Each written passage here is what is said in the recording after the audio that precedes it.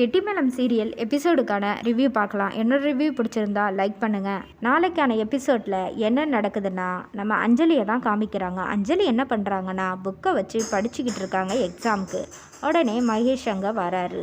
என்ன எல்லாம் படித்தாச்சா அப்படிங்கிற மாதிரி கேட்டோன்னா, ஏதோ ஓரளவு படிச்சிருக்கேன் அப்படின்னோன்னே, சரி நான் உன்னை கொஷின் பண்ணுறேன் அப்படின்னு சொல்லி புக்கை வாங்கி சில கொஸ்டின் கேட்குறாங்க. அதுக்கு அஞ்சலி எல்லாத்துக்கும் கரெக்டாக பதில் சொல்லிடுறாங்க.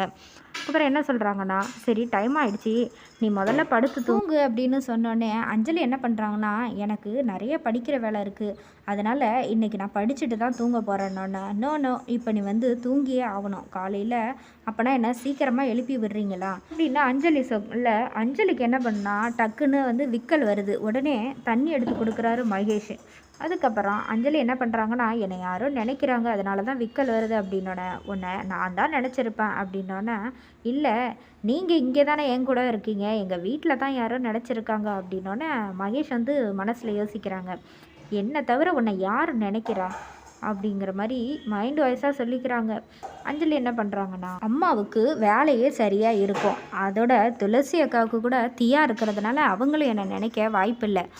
இப்போ முருகன் அண்ணன் தான் என்னை நினச்சிருப்பார் அப்படின்னோடனே, இங்கேயும் அந்த முருகன் பேச்சு வந்துருச்சா அப்படிங்கிற மாதிரி மகேஷ் முகமே ஒரு மாதிரியாக மாறிடுது.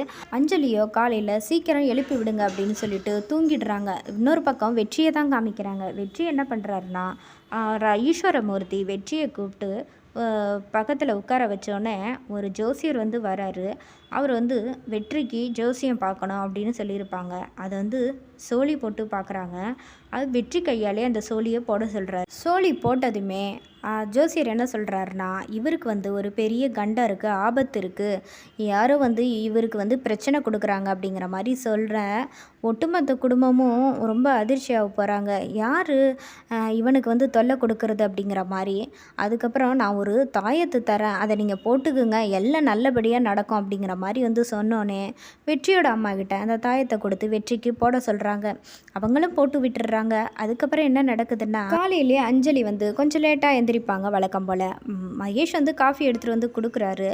என்ன சீக்கிரமாக எழுப்ப சொன்னேன்னே, எதுக்கு இவ்வளோ லேட்டாக வழக்கம் போல் எழுப்பியிருக்கீங்க அப்படின்னு சொன்னோன்னே, இல்லை நீ நல்லா தூங்கிட்டு இருந்த அப்படின்னோடனே, சரி நான் வீட்டுக்கு கால் பண்ணலாமா அப்படின்னு சொல்லி மகேஷ்கிட்ட ஃபோனை கேட்குறாங்க.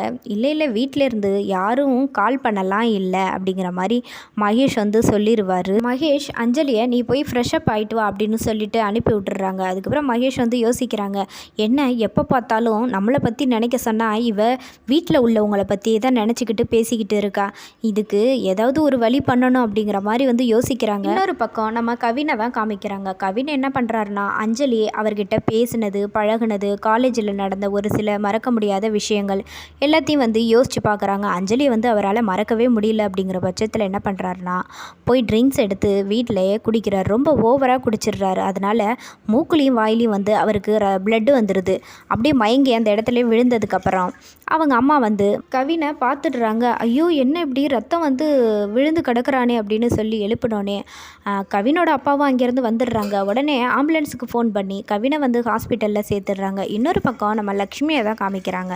லக்ஷ்மி என்ன பண்ணுறாங்கன்னா, சாம்பார் வச்சிட்ருக்காங்க. அதில் காஃபி பொடியை போட்டுடுறாங்க. இதை நோட் பண்ண நம்ம கவிதா என்ன பண்ணுறாங்கன்னா, சாம்பாரில் காஃபி பொடியை ஏன் போட்டிங்க, என்னாச்சு உங்களுக்கு அப்படின்னு சொல்லி கேட்க, ஒன்றும் இல்லை ஏதோ ஒரு நினப்பில் போட்டுட்டேன் அப்படின்னோன்னே, என்ன கவலை உங்களுக்கு, என்கிட்ட சொல்லக்கூடாதா அப்படின்னு கேட்டோன்னே, இல்லை நம்ம தியாவோட ட்ரீட்மெண்ட்டுக்காக நான் அவர்கிட்ட பணம் கேட்டிருந்தேன், ஆனால் அவர் ஆஃபீஸில் கேட்டிருப்பார் போல், கொடுத்தாங்களா என்னங்கிறது தெரியல, அதிலேருந்தே அவர் ஒரு மாதிரி சோகமாக இருக்கார், அது என்னங்கிறதையும் என்கிட்ட சொல்லலை, அதனால தான் எனக்கு ஒரே பதட்டமாக இருக்குது, அந்த விஷயத்த யோசிச்சுக்கிட்டே தான் நான் காஃபி பொடியை போட்டுட்டேன் அப்படிங்கிற மாதிரி சொல்லுவாங்க. அதுக்கு கவிதா என்ன பண்ணுறாங்கன்னா, ஏன் தான் அப்படி நடக்குதுன்னு தெரியல நம்ம குடும்பத்துக்கு மட்டும் அப்படிங்கிற மாதிரி சொன்னோன்னே, இல்லை எப்போவுமே அவர் எந்த விஷயத்தையும் மறைக்க மாட்டார், ஆனால் ரொம்ப டென்ஷனாக இருக்கிற மாதிரி தெரியுது, அதனால தான் எனக்கும் ஒரே கவலையாக இருக்குது அவரை நினச்சி அப்படிங்கிற மாதிரி